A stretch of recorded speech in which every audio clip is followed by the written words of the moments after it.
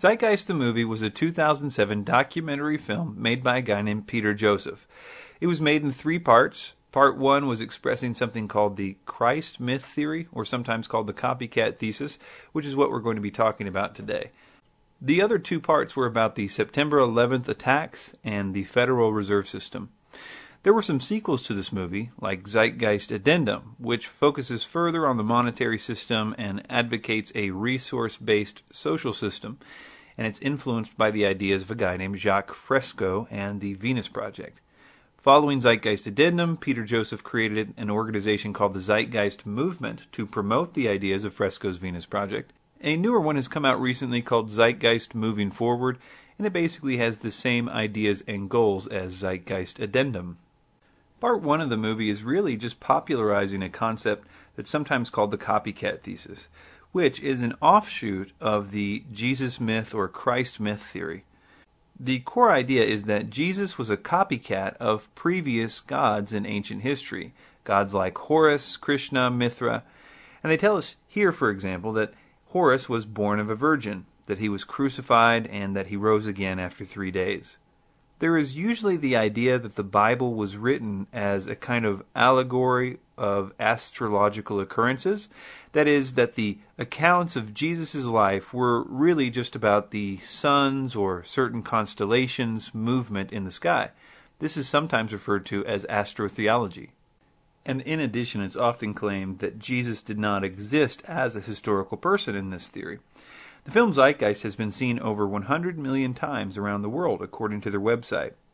And this particular view was more or less also popularized by the film The God Who Wasn't There in 2005. So this is something that you're going to deal with if you haven't already, and it's good to be armed with some of the information that I'll be presenting today.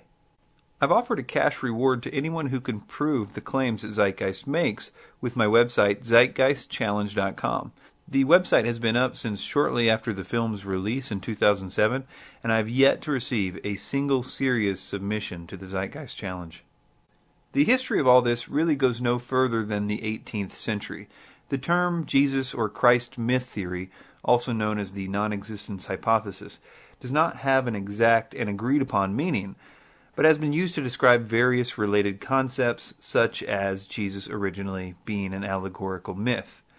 In order to talk about the origin of the copycat thesis that Zeitgeist promotes, we need to first talk about the origins of this theory, and the idea that Jesus did not exist as a historical person. I find it humorous, and I hope you can see the humor in this too, that the first questions of whether or not Jesus existed came during the Enlightenment period of the 18th century. To say it another way, 1700 years after Christ is when the first idea that Christ didn't exist as a historical person started. Now, isn't that exactly the opposite of how it should go? I mean, if it was true that he really didn't exist.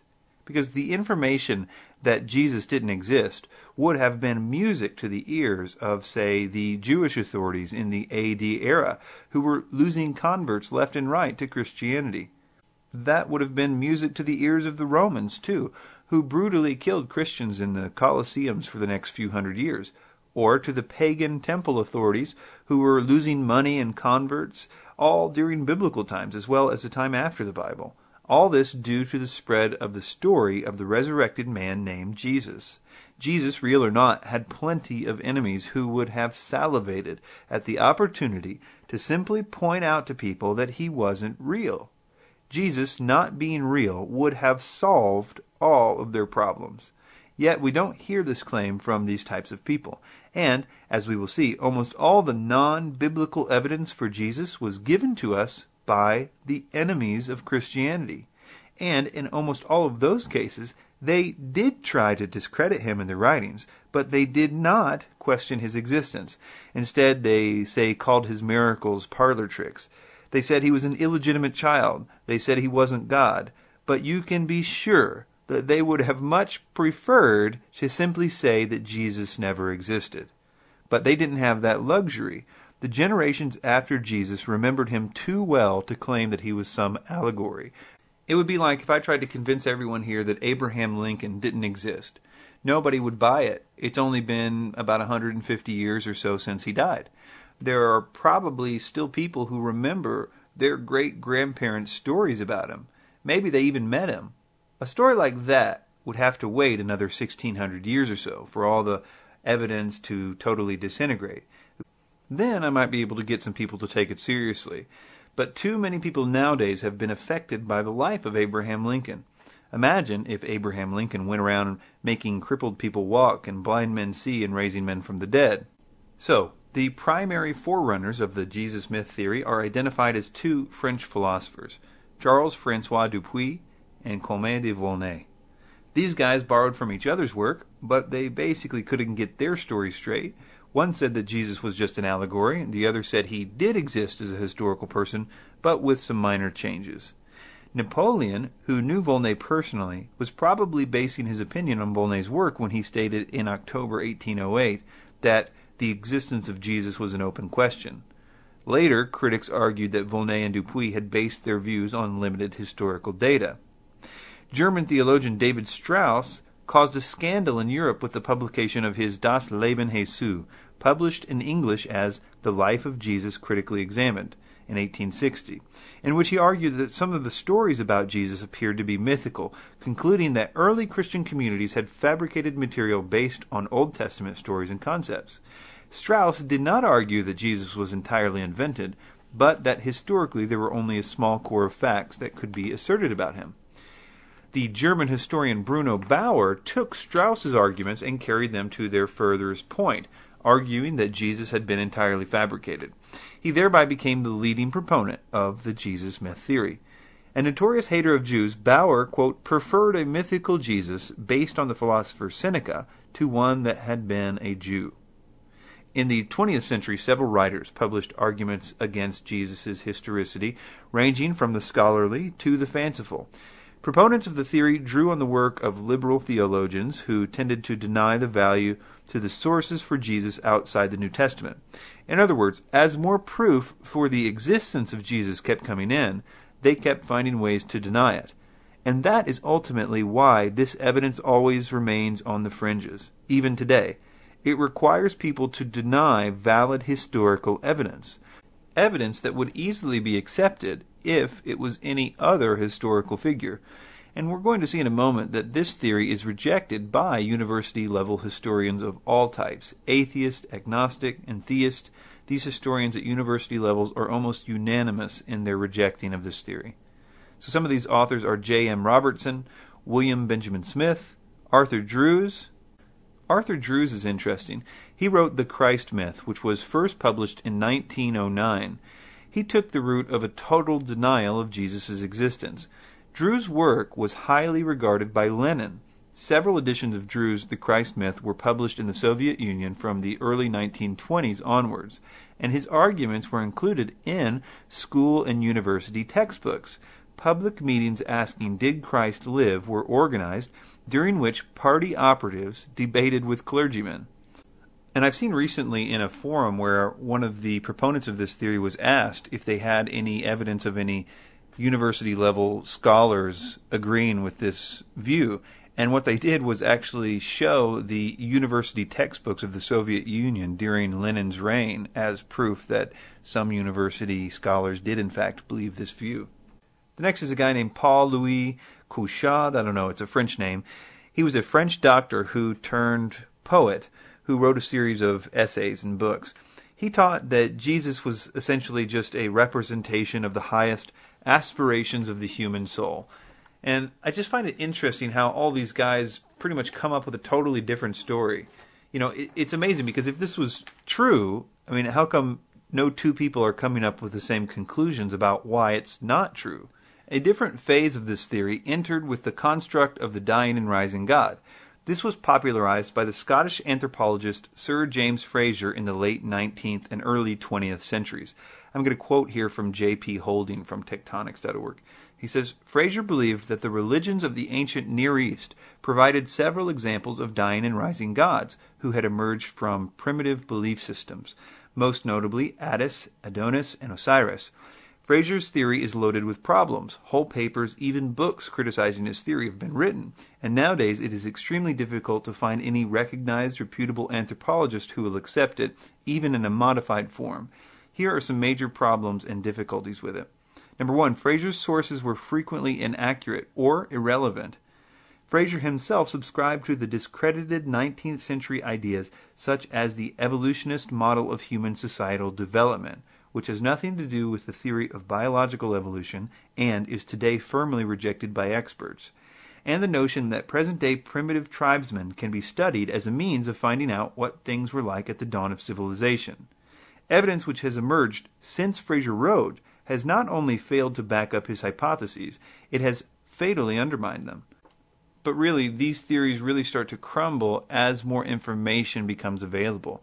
Even very recently, the ability to look up what ancient cultures said about their gods was very limited to perhaps people that could read those ancient languages and things like that.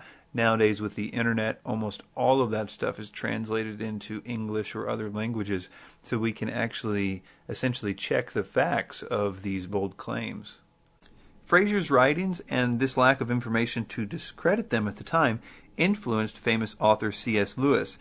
He tried to deal with what must have seemed to him to be a very big blow to Christianity when he wrote his paper called Myth Becomes Reality, which essentially conceded some of the points made by Fraser. He argued that although there might have been myths about dying and rising gods, it has now happened in reality. He did a really good job of coming up with an argument in favor of Christianity, even if what Fraser said was true. Lewis was doing all he could based on the limited information that he and others had. How could Lewis check Fraser's facts? Today, it would be easy for us. We have the internet, we can simply Google it, and it's there right in front of us. All the text ever written about any certain myth. We can simply go find out if Attis was ever said to be resurrected. We could prove him wrong almost instantly. We're almost done with our history lesson here, but as it relates to Zeitgeist, we need to talk about a few more individuals, because it's really their version of history that's believed by millions of people today. They are Kersey Graves and Gerald Massey. If you added up all the claims of Zeitgeist that were attributed to these two authors, you could account for almost every disputed claim that the movie makes, so it's important to briefly look at them. Kersey Graves, he died in 1883. He was an atheist, a spiritualist, that is, he contacted spirits, and he was a writer. His contribution was a book called The World's 16 Crucified Saviors. Despite his having no qualifications in anything to do with his claims, he simply tells us that there were 16 myths who had the exact same characteristics as Jesus. He makes claims like Krishna, the Indian deity, was born of a virgin. He says Krishna had 12 disciples, was crucified, rose on the third day, and ascended into heaven. What's interesting is that even people that want to believe this theory recognize that you can't trust Kersey Graves. A good example of that is Richard Carrier. He's a historian, he's an atheist, and he's a person that believes in the Jesus myth theory. But he says this about Kersey Graves. He says, quote, "The world's 16 crucified saviors, or Christianity before Christ, is unreliable, but no comprehensive critique exists. Most scholars immediately recognize many of his findings as unsupported and dismiss Graves as useless. After all, a scholar who rarely cites a source isn't useful to have as a reference, even if he is right. In general, even when the evidence is real, it often only appears many years after Christianity began, and thus might be evidence of diffusion in the other direction. Another typical problem is that Graves draws far too much from what often amounts to rather vague evidence." Carrier then goes on to list 10 problems with Kersey Graves' work. I won't read them all here, but the first two say Graves often does not distinguish with his opinions and theories from what his sources and evidence actually state. Number 2, Graves often omits important sources and evidence, and he goes on with 8 more reasons why to disregard Graves. Another person that disregards Graves is a guy named Brian Fleming, who was the director of The God Who Wasn't There in 2005. He cautioned against using Graves as a source due to his lack of scholarship and unreliability of his claims. Graves' work has influenced the Christ Conspiracy and The Sons of God by Acharya S., who was the source for Zeitgeist. He's also used as a source for the Da Vinci Code, which kind of gives you an idea of how accurate the Da Vinci Code is. When Graves does make citations, it's often to Anacalypsis, which was a book by a guy named Godfrey Higgins, who died in 1833. And his book is full of claims that either are undocumented or come from sources whose credibility is completely unknown in this time. And that is from J.P. Holding. Even the author Godfrey Higgins' editor admits that Higgins was criticized by scholars who, quote, felt that amateurs had no place in their special fields. So even in his own day, Higgins was obviously considered unreliable by his peers. He makes claims like, quote, Jesus was black and went to Italy, which is why we see black infant Christs in Italy? For you conspiracy theorists like me, you're going to find it interesting that Higgins was a Freemason and a chosen chief Druid, which, by the way, is the same title we're going to find given to Gerald Massey, the other Zeitgeist source that we're going to look at next. Another connection to Theosophy is through Higgins and Helena Blavatsky. Helena Blavatsky cited both Chosen Chief Druid Higgins and Chosen Chief Druid Gerald Massey in her works, which became the foundation of the New Age movement. So let's look at the other Chosen Chief Druid, Gerald Massey. Gerald Massey, born 1828, was an English poet and a self-educated Egyptologist, and he was born in England. I found it really interesting while doing this research that, just like Kersey Graves, Massey was also very interested in spiritualism, that is, speaking with disembodied spirits. And they both wrote books about it, but Massey wrote quite a lot about it. Here's a few quotes from Massey about his contact with spirits. He says, quote, my own hand impelled to write messages without any volition of mine. He's talking here about the New Age practice of automatic writing. That is when a spirit takes over your body and begins to write messages with your hand. Another quote, this is him speaking of himself in the third person. He writes, he had frequently, in pursuing the work, been referred by the spirit to books thoroughly unknown to the medium or himself, and on searching up the volumes had found therein the corroborating proof promised. So here he's saying that whenever he had a question, the spirits would tell him where the book is, and he goes and looks up that book, and sure enough, there's the answer to his questions. And it actually starts to make sense in the next quote why he starts to believe that these spirits have all the answers and shouldn't be questioned. His next quote says, herefore there is never ceasing need for revelation and manifestation of spirit world, and a revelation for all, which gives an anchorage of fact to trust to. So he's so trusting of these spirits and what they tell him that he literally thinks you can anchor the facts to whatever they say. Anybody that's done a little bit of research into channeled material or material that comes from automatic writing or whatever finds that it all has this characteristic. You know, it's really scientific sounding. It sounds like, wow, you can really trust this. But then 10, 50, 100 years down the road, you find that that channeled material, while it sounded really scientific at the time, has now been completely discredited. So much of what the New Age believes today is based on completely discredited channeled information that sounded really scientific at the time. An example would be the photon belt.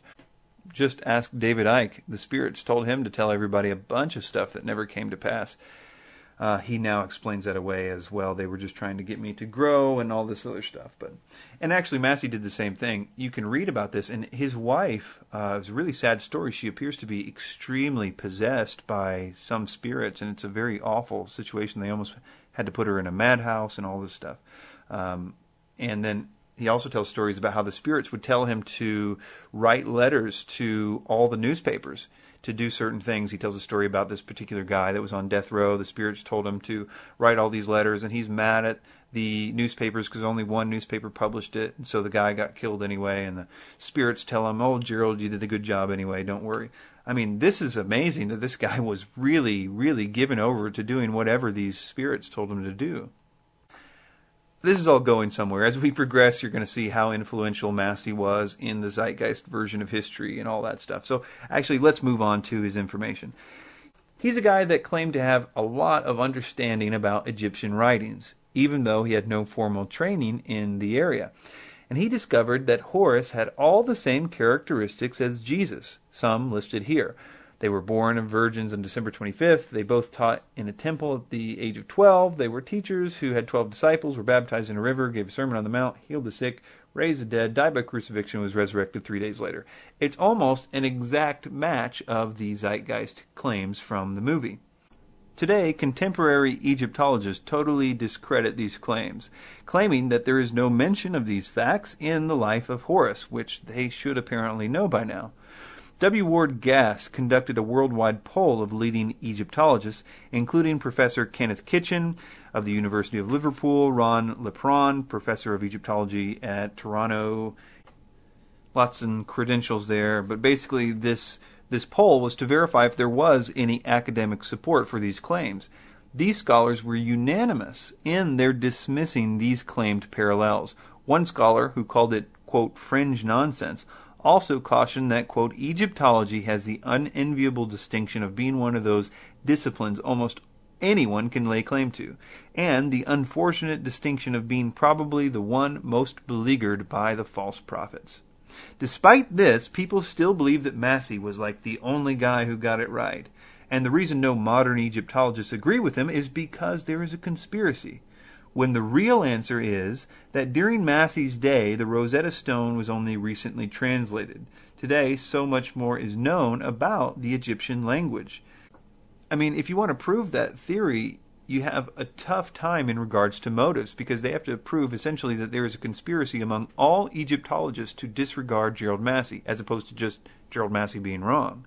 They have to essentially say that either all Egyptologists are Christians and there's a big Christian cabal, or that all Egyptologists are trying to defend Christianity at the very least, which is totally far from the case. If you want to talk motives, however, you don't have to read much of Massey's writings to find out how much he loathed Christianity. He called it a virus. And Christianity massively conflicted with his belief that the spirits he was in contact with were good spirits. And it would have also dramatically conflicted with his Druid beliefs and practices. So you don't have to be a super genius or anything to postulate what might be happening here. Another guy that needs to be mentioned here is Edward Carpenter. He was a member of the Fabian Society, for all you conspiracy folks. He will also provide a link to Theosophy, which we will briefly touch on later. Of interest to us now is that he wrote a book on the Christ myth called Pagan and Christian Creeds. He was born 1844, was an English socialist poet, socialist philosopher, and anthologist, which basically means he was a collector of short stories and poems. He was also an early gay activist. In other words, he had no training whatsoever in the fields of anthropology, ancient religions, archaeology, or ancient languages. In fact, of his 32 works, Pagan and Christian Creeds was the only book of its kind. He mostly wrote on issues of art, gay activism, or social issues. I mention him here for a few reasons.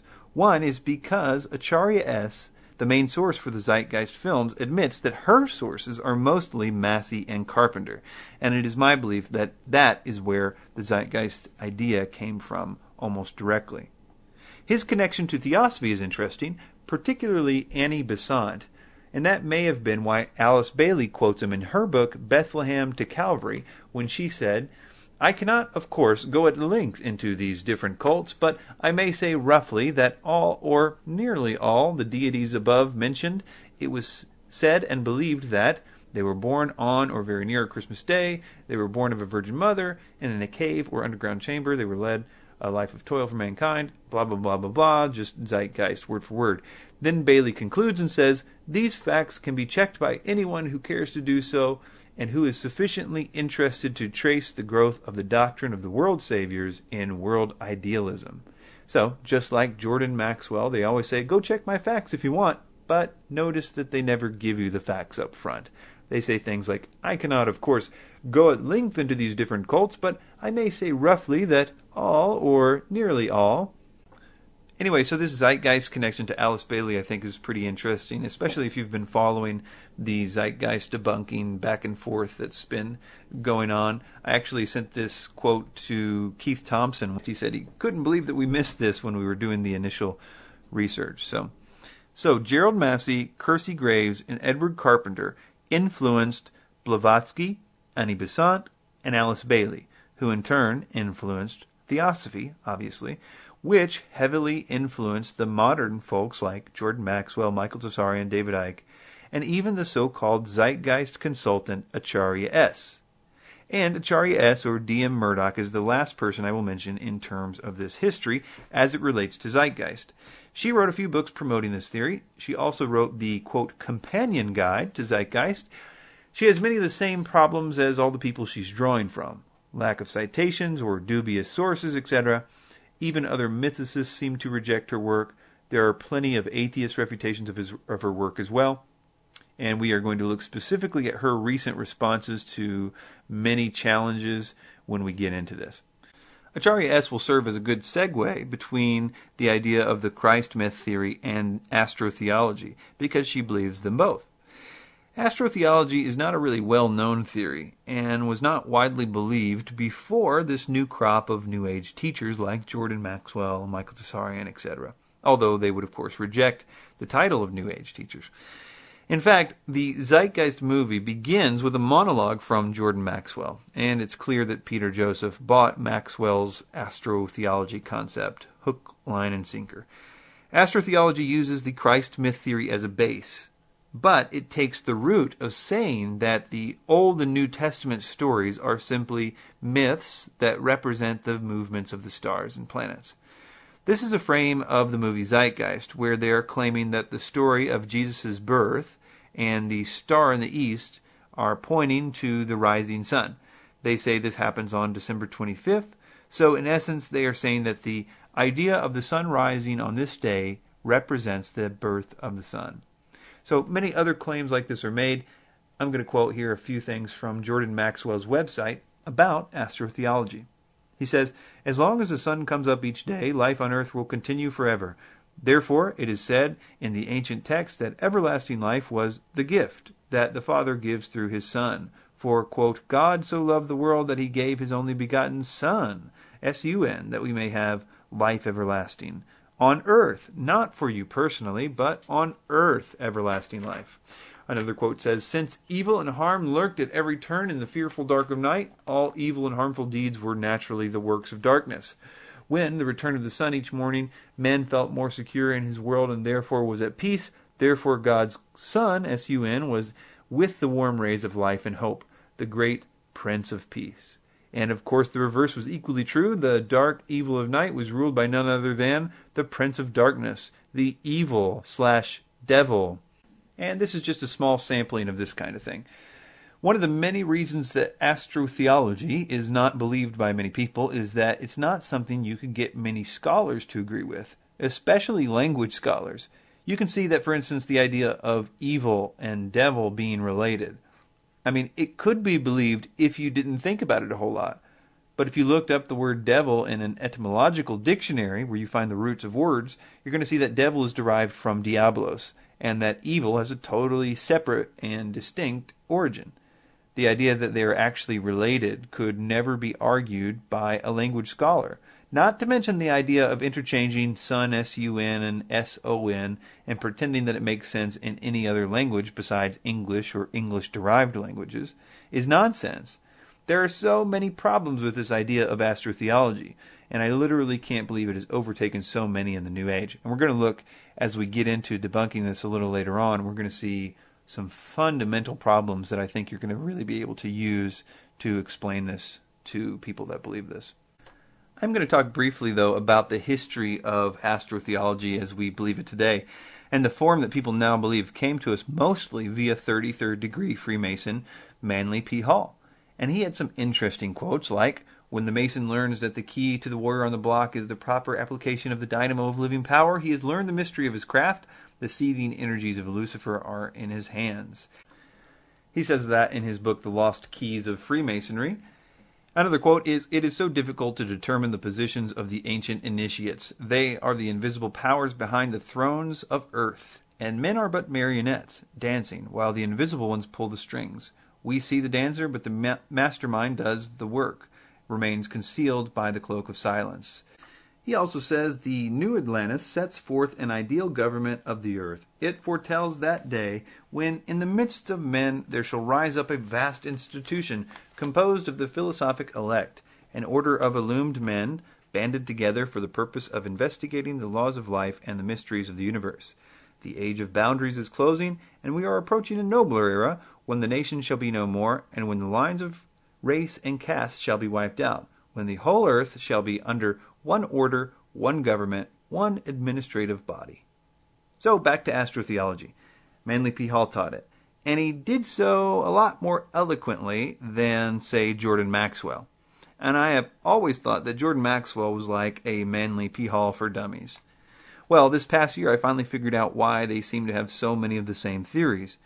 In a recent video put out by Maxwell entitled Jordan Maxwell Research Team Appeal, Jordan Maxwell says that Manly P. Hall, upon his death, gave Jordan all Manly's personal notebooks and any other materials that constituted Manly P. Hall's personal library. Previously, Maxwell had made mention that he knew Hall personally. He said things like he was just such a wonderful man and he was his best friend and all these kinds of things. And it would appear that Hall was trying to make Maxwell something of a protege. I mean, if upon his death he willed his personal library to Maxwell. Maxwell is supposed to be the guy that exposes Freemasonry, but he actually talks quite highly of it in many places, which some people find to be shocking. For example, there's a video on YouTube called Sons of God, Jordan Maxwell, Sons of God, in which he talks basically the same kind of language that Manly P. Hall uses earlier about the new Atlantis, an illumined band of men that have a divine right to rule and all this stuff. I mean, when I first heard that, I had a, open mouth, like, oh my goodness, he's really just laying this out there.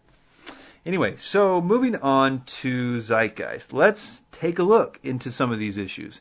And let's see if we can find any information that will perhaps better arm us to show our friends and family and detractors the errors of the Zeitgeist version of history.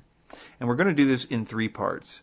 Number 1, did Jesus exist? Number 2, were there copycats? And number 3, astrotheology. So first, did Jesus exist? There are over 42 sources within 150 years of Jesus' death, which mention his existence and record many events in his life. As with all Christ mythers, Zeitgeist must do something with the non-biblical evidence, the historians, the writers who mention Jesus. It is a very difficult thing to come up with logical arguments to discount all of those sources, and as a result, quote, no serious historians believe that Jesus didn't exist. Now, sure, you don't believe me when I say that, but when that's an exact quote from Bart Ehrman, the famous agnostic and author, again, no serious historians believe that Jesus didn't exist, it tends to mean a little bit more. Richard Dawkins also, although not a historian, is in any event a very famous atheist, and he too concedes that Jesus, quote, probably existed. Michael Grant is an atheist historian, and he wrote this, to sum up, modern critical methods failed to support the Christ myth theory. It has again and again been answered and annihilated by first-rank scholars. In recent years, no serious scholar has ventured to postulate the non-historicity of Jesus, or at any rate, very few. And they have not succeeded in disposing of the much stronger, indeed very abundant, evidence to the contrary. This is what Zeitgeist the movie says about it. Quote, 4 historians are typically referenced to justify Jesus' existence.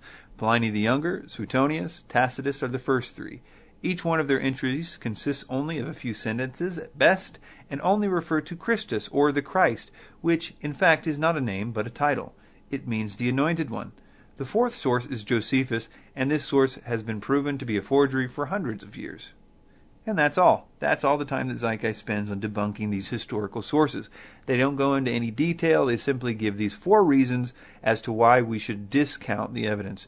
Number 1, there are only 4 historians. Number 2, only a few sentences. Number 3, referred to only Christus or the Christ, which is in fact not a name but a title. It means the Anointed One. And number 4, Josephus has been proven to be a forgery for hundreds of years. Let's take the first one. There are only 4 historians. They word this really carefully because they know that there are many sources that show that Jesus existed, but only 4 of those sources are officially historians. This is actually an extremely high number of historians, and one has to wonder how many historians are needed in order for modern people to believe somebody existed. Is the magic number 5? If it was the case that we needed more than 4, we would not be able to confirm the existence of literally almost any figure in history. 4 is a lot, especially considering the quality of those historians. Another reason that Zeitgeist gives is a similar thing. They say that There are only a few sentences devoted to Christ in these writings. So let's take a look at Tacitus. Tacitus was a first-century Roman historian who lived through the reigns of over half a dozen Roman emperors. He was considered one of the greatest historians of ancient Rome. And he said this: Christus, the founder of the Christian name, was put to death by Pontius Pilate, procurator of Judea, in the reign of Tiberius. But the pernicious superstition, repressed for a time, broke out again, not only through Judea, where the mischief originated, but through the city of Rome also. Now, these may be a few sentences, but I'd say he did a good job as a quality historian to record the important points of Jesus' life from his perspective. He tells us, number one, that Jesus did exist. Number two, that Jesus was the founder of Christianity, so we know we're talking about the right guy. Jesus was put to death by Pilate. Christianity originated in Judea with Jesus, and later it spread to Rome. This also deals with the other point that Zeitgeist makes, which is that they only refer to Christus, which is not a title but a name. And that's a really flimsy argument because Tacitus makes sure that we know that he's talking about the founder of the Christian sect who was put to death by Pilate in Judea and that it spread to Rome. Tacitus simply referred to Jesus as it would have seemed right for him to record. All these people called Christians, get their name from the founder called Christ, which, whether or not he knew that it was a title in Hebrew, is irrelevant. If he was speaking of another guy who was named Christ, who was put to death by Pontius Pilate, who was the founder of a religion named Christianity in Judea that spread in large numbers to Rome, then it would be a pretty big coincidence if he was talking about another guy. The only real hope for them is that it was a forgery, or that he was quoting Christian sources. And for both of those claims, I'll quote the divineevidence.com, a really good apologetics website, especially on this topic. She says, could Tacitus have taken his information from Christian sources? Because of his position as a professional historian and not as a commentator, it is more likely that Tacitus referenced government records over Christian testimony. It is possible that Tacitus received some of his information from his friend and fellow secular historian Pliny the Younger. Yet, if Tacitus referenced some of Pliny's sources, it would have been out of his character to have done so without critical investigation. An example of Tacitus criticizing testimony given to him even from his dear friend Pliny is found in Annals 55. Tacitus distinguishes between confirmed and hearsay accounts almost 70 times in this history. If he felt this account of Jesus was only a rumor or folklore, he would have issued his usual disclaimer that this account was unverified. Well, what about the idea that this passage could have been a Christian forgery? Judging by the critical undertones of this passage, it is highly unlikely. Tacitus refers to Christianity as a superstition and an insuppressible mischief. Furthermore, there is not a surviving copy of Tacitus's Annals that does not contain this passage. And so there is no verifiable evidence whatsoever of tampering of any kind in this passage. Then Zeitgeist mentions Suetonius and Pliny the Younger as the other historians that mention Jesus. They again use the idea that it's only a few sentences. This idea that there are only a few sentences is usually to imply that there was some kind of forgery by Christians. But none of these passages are even candidates for possible forgeries. The argument is not advanced by even the sternest critics of these particular passages. Then Zeitgeist makes this bold claim about Josephus. They say that he has been proven to be a forgery for hundreds of years. It's very important to understand the details of why they are claiming this. Now, Josephus was a guy that we should expect to hear from regarding Jesus, considering Josephus was a first-century Pharisee and historian of both the priestly and royal ancestry, and he provided important insight into first-century Judaism, and because he was only 3 years removed from the time of Jesus. He would have been a very credible witness and in a great place to do his investigations and collect historical data about the issue. For example, there are totally undisputed passages in Josephus to John the Baptist, Pontius Pilate, etc. The truth is that there is really only a small section of this writing about Jesus from Josephus that is disputed. And what I'm going to do is quote the passage in question, and I'm going to highlight in red the contested portions of this passage. At this time there was a wise man who was called Jesus, and his conduct was good, and he was known to be virtuous. And many people from among the Jews and the other nations became his disciples. Pilate condemned him to be crucified and to die, and those who had become his disciples did not abandon their loyalty to him. They reported that he had appeared to them 3 days after his crucifixion and that he was alive. Accordingly, they believed that he was the Messiah, concerning whom the prophets had recounted wonders. So that may be a few sentences, but it's a really solid historical account, and it really does sum it up nicely. The problem is those two disclaimers in red, which appear in the Greek and Arabic versions of the Josephus manuscripts, but do not appear in the other translations. In other words, some manuscripts do not contain the words, "they reported that," as in, they reported that he appeared to them 3 days after his crucifixion. Accordingly, they believed also doesn't appear in the other manuscripts, so it simply says he was the Messiah, as opposed to they believed he was the Messiah. Josephus was not a Christian, so it would be very doubtful that he would not give the usual and necessary disclaimers like they reported that and they believed that, as it appears in the Greek and Arabic versions. Therefore, if there was forging, it was probably by erasing those disclaimers as opposed to adding words. So again, if there was forging, the existence of Jesus was not the focus of that forging. The focus was on him being the Messiah and on his resurrection. But even if you decided to throw this whole passage away, there's still a big problem for Zeitgeist regarding Josephus. There's a second passage given to us by Josephus, and it is not surrounded by as much controversy. In Antiquities, Josephus says, "So Aeneas assembled a council of judges, and brought before it the brother of Jesus, the so-called Christ, whose name was James, together with some others, and having accused them as lawbreakers, he delivered them over to be stoned." It must be noted that no copy of Antiquities has ever surfaced without the above quote quoted just as it is. Interesting here is the so-called Christ statement, rather than the Christ. This reference shows that Josephus was not condoning the belief, but simply documenting it.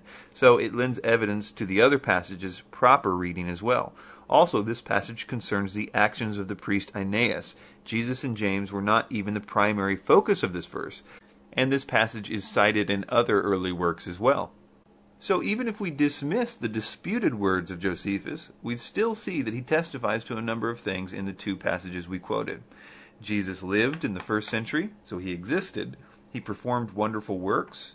Some believed him to be the Christ. He was a teacher. He had many followers. He was tried by Pilate. He was crucified. He was the founder of Christianity. And finally, James was the brother of Jesus. All this when Zeitgeist tells its listeners, Josephus has been proven to be a forgery for hundreds of years. Zeitgeist does not mention the other non-biblical references to Jesus. These references were primarily from his enemies, people that, as I've mentioned, would have loved to tell people that he was just a myth, and instead it takes 1700 years for people to start to claim this. One interesting note to put all this into perspective is Tiberius Caesar. He was the Roman emperor who reigned during Jesus' ministry. So he was the most famous person alive in Jesus' time, from an earthly standpoint, that is. He has only 10 authors who mention his existence within 150 years of his life. These include Josephus, Tacitus, Suetonius, Seneca, Paterculus, Plutarch, Pliny the Elder, and a few others. And, by the way, Luke, who is the Bible writer. But if you remove Luke, since he's a New Testament source, there are only 9 non-Christian sources. This means that there are just as many non-Christian sources for Jesus' existence as there are for Tiberius Caesar's. And to compare the total number of sources between Jesus and Tiberius Caesar, it's 42 to 10 ratio. Therefore, there are over 4 times as many sources for Jesus' life and deeds than for Tiberius Caesar's. If one is going to doubt the existence of Jesus, one must completely reject the existence of Tiberius Caesar. In addition, I think the idea that Christians can't use the New Testament as evidence for the existence of Jesus is mostly kind of like Christians playing nice and sort of tying one arm behind their back to give the opposing side a fair fight, because Christ's existence is established clearly by the primary documents of the New Testament. Yes, skeptical writers would dismiss these, but to do so is irresponsible, since more than 5,000 Greek manuscripts in whole or part establish the body of the New Testament literature. All of the New Testament has been completed within 60 years or so of Jesus' death. Of those 27 books, no less than 10 were penned by personal companions of the Lord. These men claim to be reporting history, which is unlike any mythical account such as the tales of Horace, etc. These were reporting places, names, minute historical details that are amazingly accurate. If they were inaccurate, Surely it would have been noted by the skeptics of the day. But again, that argument seems to have eluded everyone. Let's consider the following quotes from Sir William Ramsay, one of the greatest archaeologists in history. In his life, he did extensive archaeological work in Asia Minor, which is modern Turkey. Entering into this work, he was an unbeliever who was thoroughly convinced that the book of Acts in the Bible was a complete product of the 2nd century, a theory which was taught in the German schools of higher criticism during that time. As a matter of fact, one of his goals was to prove that the history given by Luke was inaccurate. However, his beliefs were drastically changed as his archaeological finds proved that the book of Acts was accurate to the minutest detail. As a result, Sir William Ramsay became a Christian. He writes, "I may fairly claim to have entered on this investigation without prejudice in favor of the conclusion, which I shall now seek to justify to the reader. On the contrary, I began with a mind unfavorable to it. But more recently, I found myself brought into contact with the Book of Acts as an authority for topography, antiquities, and the society of Asia Minor. It was gradually borne upon me that in various details the narrative showed marvelous truth. In fact, beginning with a fixed idea that the work was essentially a 2nd century composition, and never relying on its evidence as trustworthy for 1st century conditions, I gradually came to find a useful ally in some obscure and difficult investigations." Sir William Ramsay has a lot of quotes about Luke that are interesting to read, but I'll conclude with this one. He says, "Luke is a historian of first rank. Not merely are his statements of fact trustworthy. This author should be placed along with the very greatest of historians." Zeitgeist very much relies on the general public's ignorance to any of the information I just gave, but this reliance of ignorance is absolutely crucial in their next set of claims, that is, of the copycat saviors. So let's take a look. So let's start with Horus. Zeitgeist focused heavily on Horus, and they said the following things were true about him. Horus was born on December 25th. That one is blacked out on the screen there, but it's there. Born of a virgin, his birth was accompanied by a star in the east. 3 kings followed to locate and adorn the newborn Savior. At the age of 12, he was a prodigal teacher. At the age of 30, he was baptized and thus began his ministry. Horus had 12 disciples. He performed miracles such as healing the sick and walking on water. Horus was known by many gestual names such as the Truth, the Light, God's Anointed Son, the Good Shepherd, the Lamb of God. After being betrayed by Typhoon, Horus was crucified, buried for 3 days, and thus resurrected. What I've decided to do in this presentation is to focus on Horus and to go into a lot of detail debunking the claims about him for a few reasons. Number one, there are a lot of debunkings out there already. Zeitgeist refuted Final Cut by Elliot Nesh. Keith Thompson has a great film debunking Zeitgeist as well. Both of those I will put in the show notes and I encourage you to check out. But what's happened after the movie came out in 2007, all these debunkings came out and essentially just showed that the Zeitgeist movie was not quoting actual sources. They were quoting sources that were very modern and that were biased and things like that.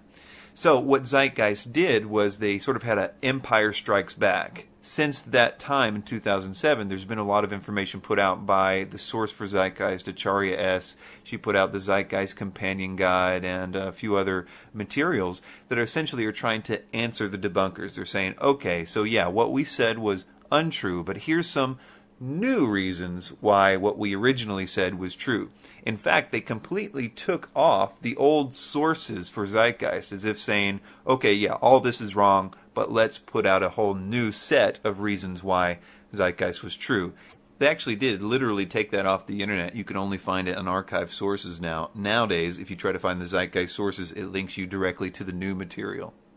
And the new material does the exact same thing as the old material. It just makes it a little more difficult, essentially buying them time. It looks good, the sources look like they're all there, but when you actually start looking up the sources, you find out that they're either completely irrelevant, or they're discredited, or as you see in so many cases, they're actually, German or French papers that she's referencing, and then you look them up, translate them, and you find out they're quoting post-Christian sources, just like the original claim before. So let's just jump in and I'll show you what I mean by all this. So let's look at the December 25th claim. Was Horus said to have been born on December 25th, like Zeitgeist said? No, nothing even close to this is found in the Egyptian writings. So after Zeitgeist came out and the Zeitgeist Challenge website and other debunkers called them on this, Acharya says in the Real Zeitgeist Challenge audio, an interview that she did with the producer of Zeitgeist, Peter Joseph, she admits that No, the Egyptians didn't say that Horus was born on December 25th like they claimed. But because of Horus being related to the sun in certain ways, and the sun rose every day, it could be said that Horus was born every single day, and in that sense only, he was born on December 25th. So in that sense, Horus was born on December 25th, April 3rd, July 22nd, August 21st, every day of the year. So if that's what Zeitgeist meant when they told 100 million people that Horus was born on December 25th, then that is incredibly deceptive. So the next claim is, was Horus born of a virgin? They also say that Isis was called Mary during this claim. Both of these are totally false. The birth of Horus was weird, but it definitely involved sexual intercourse and semen, and there are even hieroglyphics showing this act. Later on, Zeitgeist claims that there is a word in the Luxor temple called HWN.T that could mean virgin. The problem is that the context totally refutes it, not to mention that that same word can mean a woman who has had lots of sex and lots of children. And I discussed that claim in a lot more detail in the video, The Real Zeitgeist Challenge Debunked. But the main thing that I want you to realize here is that if one gets pregnant because of sexual intercourse and semen, no matter which way you look at it, it's simply not a virgin birth. The other part of this claim is that Isis was somehow named or called Mary. Where they're getting this idea is sort of a trick based on a title of certain Egyptian gods that meant beloved. So a common thing to do was take a god like Ra and add Mary Ra to it, so it would mean beloved Ra. And according to the Egyptian Hieroglyphic Dictionary, there are entries for Mary Ah, Mary Amen, Mary Amen Ra, Mary Amen Ra Neb, and those are just the A's. In other words, every god is called beloved at some time or another. So they're simply saying that her name was Mary, which no Egyptologist would agree with. And even if you interpreted this as a title or a name, it would necessitate you saying that the real name for every Egyptian god was Mary. And this makes Zeitgeist's claim that Horus was born of a virgin named Mary nothing but incredibly deceptive. We'll take the next two together. His birth was accompanied by a star in the east, and 3 kings followed to locate and adorn the newborn Savior. To back up this claim, Acharya quotes Gerald Massey, who says the following: "The star in the east that arose to announce the birth of the babe Jesus was Orion, which is therefore called the Star of Horus. There was once the star of the 3 kings, for the 3 kings is still the name of 3 stars in Orion's belt." So if you look at that, even Massey isn't claiming what she's claiming in this quote. So instead of trying to back up the claim that the Egyptians thought that a star in the east announced the birth of Horus, which is completely untrue, they launch into an explanation about how the star in the east is Sirius. They say that on December 25th, Sirius lines up with the 3 stars in Orion's belt, which they call the 3 kings, and the stars which aligned with Sirius point to the place of the rising sun on that day. In other words, the birth of the sun. The first and most obvious problem with this is that these 3 kings would be following a star in the west to the birth of the sun if this model was true. Problem 2. These stars are called the 3 kings now, but there's no reference to them being called the 3 kings in antiquity. It's just a word game to kind of bolster their case, not to mention that there's no mention of 3 wise men in the Bible. The number of the Magi is not known. Tradition has made them 3 because of the number of gifts given. Problem 3. Sirius is always aligned with Orion's belt. To say this happens on December 25th, as Zeitgeist did, is simply deception. Problem 4. This so-called alignment with the 3 stars in Sirius and the rising sun, if you can call it that, because unlike this diagram, these 3 stars in Sirius are below the horizon when the sun rises on December 25th. But even if you were willing to concede that, which I'm not, this same non-event happens every day for months on end. To say that it happens only on December 25th is obviously deception. Problem 5. This does nothing to actually explain what the star in the east actually did according to the biblical account. Here's what the Bible actually said about this mysterious event.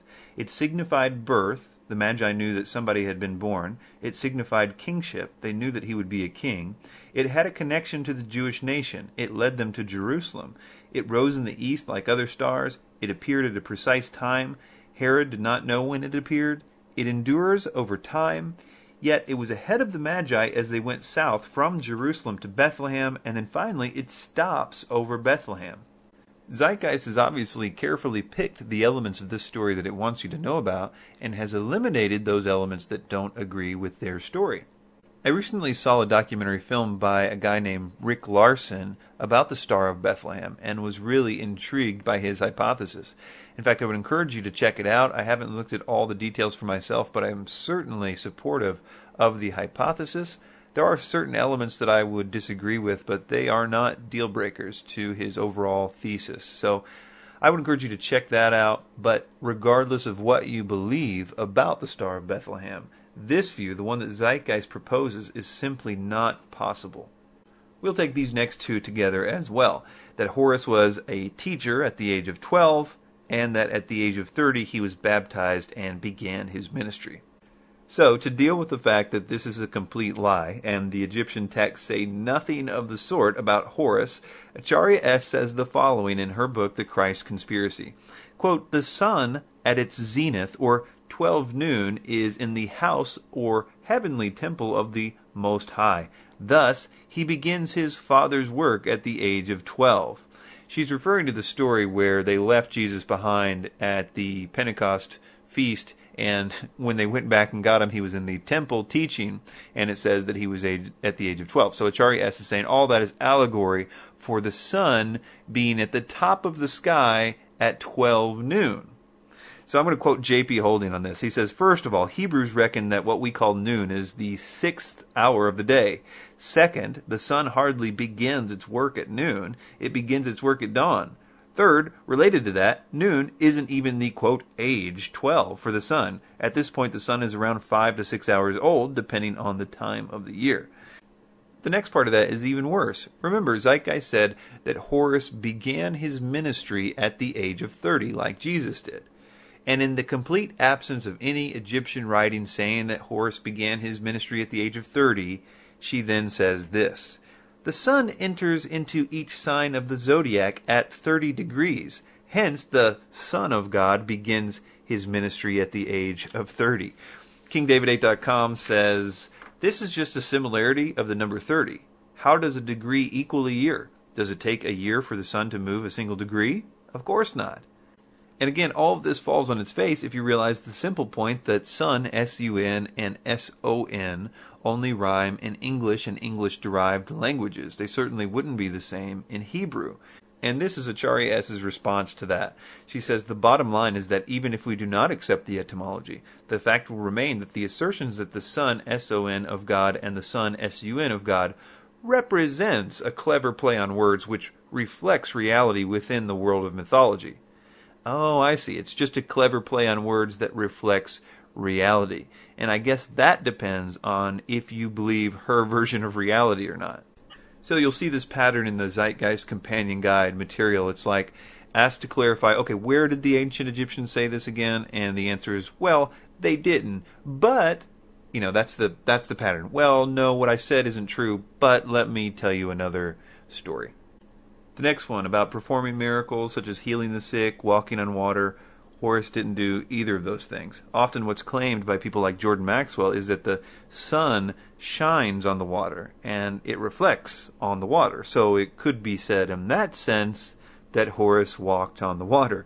Kind of amazing that they make these claims to millions of people that the Egyptian story has Horus walking on water, and then you find, oh, what you meant is that the sun shines on water?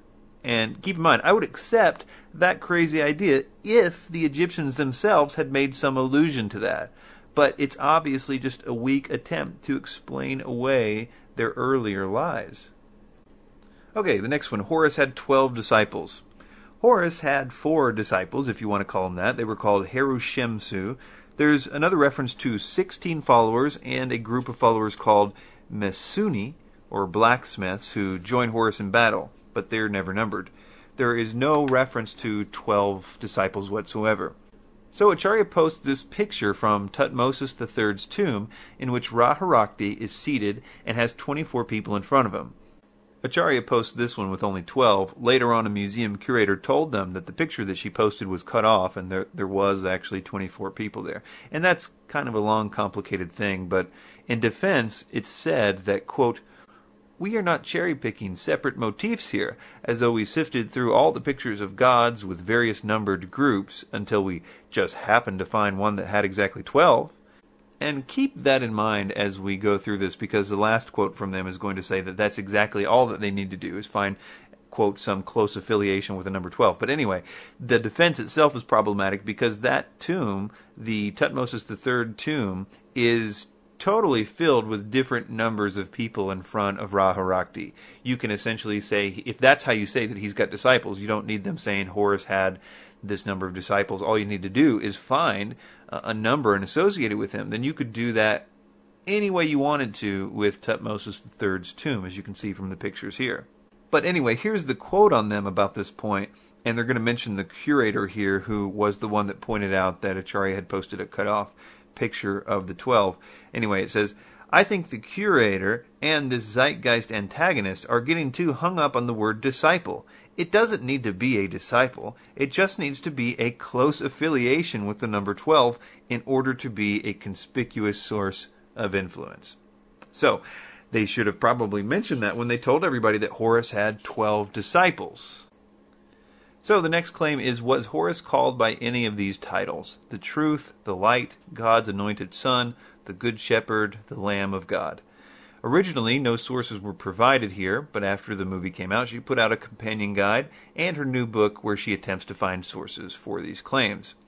Some of these titles are pretty close. You can actually make a pretty good case for the Light, and I suppose that that is to be expected considering Horus's relationship to the sun. Although they did misquote the Bible in Zeitgeist when they said the way, the truth, and the light, when in fact it is life. Nevertheless, Jesus is also referred to as the light, so I would give them that one. But God's Anointed Son, or the Lamb of God, are just total long shots. And she says, for example, that God's Anointed Son is not a title per se, as she said that it was. It's a combination of two ideas in totally separate places. So she attempts to find a place where he is called a son, and that shouldn't be any trouble because he is the son of Osiris, etc. And then she tries to find a place where he is called anointed, which is not so easy. And since there is no place where Horus is given the title anointed, she instead goes to the next best thing, which is to find a place where he is anointed. So she quotes a section in the pyramid texts which talk about an ointment on Horus's head. But even in the very quote that she's mentioning, the ointment is being taken from his head and put on Eunice. Not to mention that it becomes clear that in the pyramid texts, everyone is getting anointed. For instance, a bit earlier it says, quote, "Ointment for Horus, ointment for Seth." And that throws a bit of a monkey wrench into their basic premise that being anointed is declaring the same kind of thing that the title anointed would mean in the Bible. I mean, if Seth is getting anointed too in the same instance, obviously it's not meaning the same thing. Not to mention there is no parallel there, even if that's what she meant. Jesus never had oil put on his head like they did the Old Testament kings. He was simply called the Mashiach, the Anointed One. So again, what Zeitgeist said is that Horus was known by the Egyptians as God's Anointed Son, end quote. And instead what we find that they meant is that he was a son in one place, and in another place he had oil put on his head. That's like me saying that Bill Clinton was known by all Americans by the title the Father of McDonald's. Because in one place you can find that he was the father of Chelsea Clinton, and in another place you could see that he went to McDonald's. These two facts don't let me tell you that he was known by all Americans as the Father of McDonald's. Well, without being deceptive, that is, which is of course what Zeitgeist is doing. To explain how Horus was called the Lamb of God, she quotes Gerald Massey, who says this. Regarding the Lamb of God epithet, Massey explains, in the text Horus is addressed as sheep, son of a sheep, lamb, son of a lamb, and invoked in this character as the protector and savior of souls. Horus is the Lamb of God, the Father. Now the problem here is that when you finally figure out where Massey is quoting from, you find that the mention of sheep here has nothing to do with Horus. It's a ritual performed on the dead about the afterlife. It appears that Massey's interpretation is that these sheep have something to do with Horus. Massey also cuts off the verse when it starts talking about sucking milk from its mother, which would be detrimental, and instead adds these lines: "And invoked in this character as the protector and savior of souls, Horus is the Lamb of God the Father." I mean, maybe the spirits told him to do that, but it appears that Massey starts out with the conclusion of trying to find, say, the Lamb of God, and goes looking for a lamb, and then tells everybody that it has something to do with Horus. It's just completely deceptive. The next is the idea that Horus was crucified, buried for 3 days, and resurrected. So there are 3 claims here, none of which were said of Horus in the Egyptian records. Let's take the idea of crucifixion. This would be very difficult to prove since that form of execution, crucifixion, did not exist at that time. So how did they get around, number 1, there not being any account of Horus crucified in the Egyptian records, and number 2, no record of crucifixions in general exist in ancient Egypt? Acharya S. explains it this way. The crucifixion of Horus is misunderstood because many erroneously assume that the term denotes a direct resemblance to the crucifixion narrative of Jesus Christ. Hence, it is critical to point out that we are dealing with metaphors here, not history, as the crucifixions of both Horus and Jesus are improvable events historically. So, if I may offer an interpretation of what she said, she says, yes, I know I told 100 million people that Horus was crucified, but don't look around for any proof of that. She then appeals to the fact that Horus wasn't a real historical person, as if that would matter at all in relationship to this question. The thing everybody asks Acharya to do all the time is to show sources for her claims about Egyptian beliefs. And that has nothing to do with the realness of Horus. The question is, did the Egyptians claim in their writings anywhere that he was crucified? It's like if I stood up and told you that the Egyptians wrote that Horus was a 40-foot tall gorilla, and you rightly asked, where did they say that? And I said, duh, Horus wasn't a real person. I get to claim whatever I want to about it.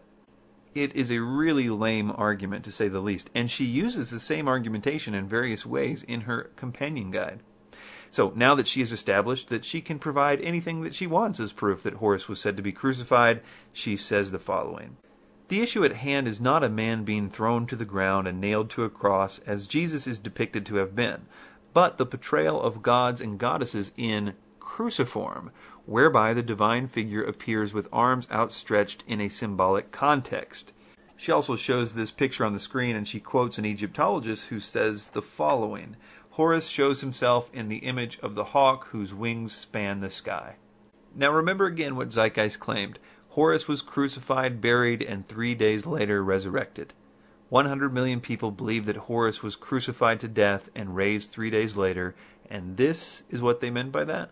She has a few other equally ridiculous arguments, such as this idea of a Jed pillar, which I cover in the Real Zeitgeist Challenge Debunked video.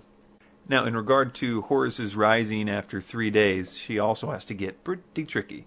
She cites another author who cites another author, and when you track that one down, you find that, number one, they're quoting from Plutarch, who is not only post-Christian, but even known by Plutarch scholars to deliberately deceive in this area of supposed parallels. It also doesn't help that he is a priest of Delphi, which is the mystery religion Greek form of Horus. So you could say that that was a bit of a bias as well. But nevertheless, when we track down this specific reference, we are taken to a German book by R. Reichenstein called Die Hellenistischen Mystery Religion. And in English, that means the Hellenistic Mystery Religion. So already we know that whatever this guy Reichenstein says is not speaking of what the Egyptians believed, but rather what the Greek mystery religions believed about Horus many, many hundreds of years later, and in fact after the time of Christ. And this particular method of Acharya S comes into play so much with debunking Zeitgeist. So many of the claims that Zeitgeist makes are about gods like Mithra and Attis and all these gods that originally had pre-Christian forms. But the Roman mystery religions revived these old stories because Rome was kind of a melting pot where everybody came from the various cultures. They took their stories to Rome, and Rome would give them new characteristics. And this was often after the time of Christ, so the new characteristics obviously were influenced by Christianity.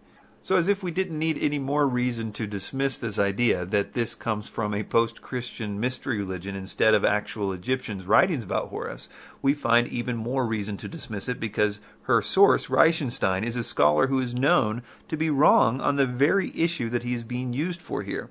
The Yale University Library website says of him, Boussaint, then Reichenstein, along with Bultmann, were notable for promoting theories of pre-Christian Gnosticism and the influence of Gnosticism on the New Testament. Modern scholars now reject these theories while acknowledging that many of the features of later Christian Gnosticism can be drawn from pre-Christian Jewish and Hellenistic roots. In other words, Gnosticism borrowed from Christianity, not the other way around. And many elements of Gnosticism were borrowed from Judaism, which has many of the same themes and elements as Christianity, obviously. I thought I'd briefly mention this other thing that people provide for proof of the three-day resurrection, although I don't think I've seen Acharya S. use it. It's the Ikernafret Stela, and it was translated by Richard H. Wilkinson. And the idea is that it's a 5-day festival known as the Passion Play, and it apparently implies a 3-day death for Horus. But I've read the Stela, and it's very clear that Horus is very much alive and actually a big part of this festival. He is at different times avenging, fighting victoriously, and all during the time he's supposed to be in the tomb. As far as the resurrection, she again quotes not an Egyptian source, but another Greek historian like Plutarch to get this idea. She also, in a recent audio on this topic, appeals to a famous scholar on the resurrection named T.N.D. Mettinger to prove a point. I find this interesting to hear because Mettinger is definitely not saying what she is saying. This is a quote regarding the Christ theory which comes from him on this subject. He says, in fact, most scholars have come to doubt whether, properly speaking, there really were any myths of dying and rising gods at all. In the Osiris myth, one of the best-known symbolic seasonal myths, Osiris does not really come back to life, but simply continues to exist in the nether realm of the departed. In a recent review of the evidence, T.N.D. Mettinger reports, from the 1930s a consensus has developed to the effect that the dying and rising gods died but did not return or rise to life again. Those who still think differently are looked upon as residual members of an almost extinct species. He further states that those that believe in the Christ myth theory, as taught by Acharya S., are stuck in the scholarship of the 19th century. And as I mentioned, we don't have time to go through all the claims of all the gods here, but you can see various videos online at my website, zeitgeistchallenge.com, for more information about all this. So let's move on to astrotheology. Now, we've briefly discussed the 3 stars in Orion's belt thing, and that's just one example of astrotheology. Basically, it's the idea that the Old and New Testaments were written as symbolic allegory to explain stuff that happens in the stars. In that case, they say that the birth of Jesus story in the Bible is really just symbolic imagery of those 3 stars. Now, by far the most important claim of astrotheology is that the story of Jesus is symbolic of the age of Pisces. So basically, this idea of the age concept is not just in Zeitgeist or astrotheology, but it is fundamental in the New Age. If you've ever listened to any New Age speaker talk, then you've heard this idea that we're about to enter into a new age. Whether they call it the age of Aquarius or not is really irrelevant. So this is foundational. This is important. This not just debunks Zeitgeist, if you can debunk it, but it debunks everything that New Age teachers say. They always say, we're going into the new age of Aquarius, and Jesus is tied to the age of Pisces, and they use that by saying that he fed people with 2 fish one time, which is only half true, because a week later he fed people with more than 2 fish, and they show this Pope hat thing, and they say, okay, well that means that Jesus was a fish, which of course Jesus has nothing to do with the Catholic Church or anything, and all the stuff that they use is irrelevant. We already knew it was irrelevant, but finding out about this age concept will really help you break free from the entire concept of Zeitgeist and the New Age movement. But first we have to describe what exactly is happening with this age concept. Basically, you're looking at a backdrop of the constellations on your screen, and that moves, if you will, in a circle very, very slowly every 26,000 or so years, based on the precession of the equinoxes, which is just the wobble of the Earth. It basically changes what the stars look like on the horizon every 26,000 years. The age concept comes from the idea that it's significant that wherever the sun breaks free from the horizon of the earth, or wherever the sunrise is on the equinox, and whatever stars are behind the sun, generally speaking, at that time when it rises, is whatever age that we're in. Now, here's the interesting part. That concept of wherever the sun rises and whatever stars are behind it is what age that we're in is a totally new concept. The constellations themselves aren't new. They've been around for a long time. But that concept that is significant, where the sun rises, and we'll call that the age of Pisces or the age of Aquarius or whatever, is an invention of modern 19th century astrology. Here's a quote from a guy named Noel Swerdlow. He is a professor at the University of Chicago. He has all kinds of credentials. He writes books on Renaissance astrology. He's very, very qualified to talk about this. And he was presented with this information of Acharya S. and the Zeitgeist movie from a guy named Mike Licona, who is writing a refutation of Acharya's material. So I'm going to read to you this quote from Dr. Swerdlow, and then we're going to discuss Acharya's rebuttal to it. It says, "In antiquity, constellations were just groups of stars. There were no borders separating the region from the region of another.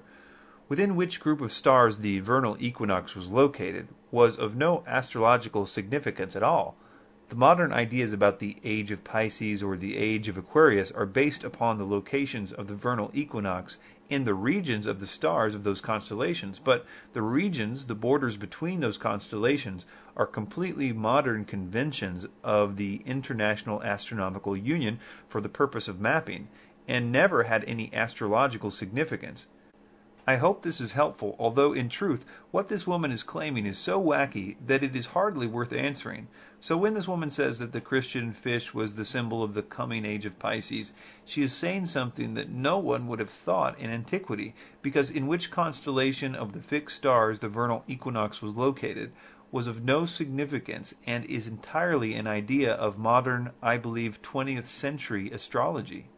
So in response to this, Acharya S. basically ignored the obvious intent of this. She instead provided evidence that ancient people knew about the zodiac, which wasn't what anybody was asking. The question is, did the ancient people think that the location of the equinox among one or another zodiacal constellation, or the age concept as we see in the modern astrology movement, exist? So in Mike Licona's counter-rebuttal to Acharya S. on this point, he first points out that she didn't even address the question there about the age concept. And he also uses a source that she quotes, one Dr. Edwin Krupp, to support her idea that the ancient people knew about zodiacal constellations, which of course everybody would agree with. So Licona uses her own source and contacts him about Swerdlow's point and asks him what he thinks about it. And this is what her source said. "Professor Swerdlow is well informed on the ancient history of astronomy and astrology, and his report to you reflects current scholarly opinion formulated by textual evidence. Although people have traditionally projected terrestrial concerns and priorities onto the sky and celestial myth, the detailed astrological mapping your opponent advocates," speaking of Acharya S., "is not supported by evidence, and certainly cannot be tracked back 2 millennia or more as described." So what he's saying is that these people that say the New Testament was just about the age of Pisces and trying to tell people about that is completely bogus. It's literally an impossibility that ancient peoples would have even thought of that. I honestly don't think that you can overemphasize this. This idea that the age concept is a modern construction is a major blow to New Ageism and occultism of all types. These people have simply been deceived. In my talk about the New Age and the Antichrist, I explain a clear motivation for this age concept and why it is so pushed on the public. So, in conclusion, we looked at the evidence of Jesus' existence, we looked if there were copycats in ancient history, and we finally looked at the concept of astrotheology. Zeitgeist is a modern delivery method for an old lie. And it causes a lot of people to ask questions, and it's good. Questions are good. Never run from questions. If what you believe is true, then there's nothing you need to fear. And if what you believe is not true, then you don't need to believe it in the first place. I would submit to everyone out there that the reason most of the Zeitgeisters believe this is either because they just believed it outright because the claims are rather bold. Hitler said people would more readily believe a big lie than a small one, but also because it makes them feel like they can wash their hands of God and have no real accountability. It's a very tempting carrot to take. But of those people, there's always a few that would go wherever the evidence leads. And it's that kind of person, if you have them in your family or in your class or at work or online, then you simply have to help them. They are kind of the diamond in the rough. They're kind of rare. Don't simply tell people that it's false. Show them why it's false. Take the time to do this. Put together an email or a blog or a video or a PowerPoint for them, and you're going to learn a whole lot, and you're going to be prepared when it comes your way again, which I promise is going to be a lot more often. Thanks for your time.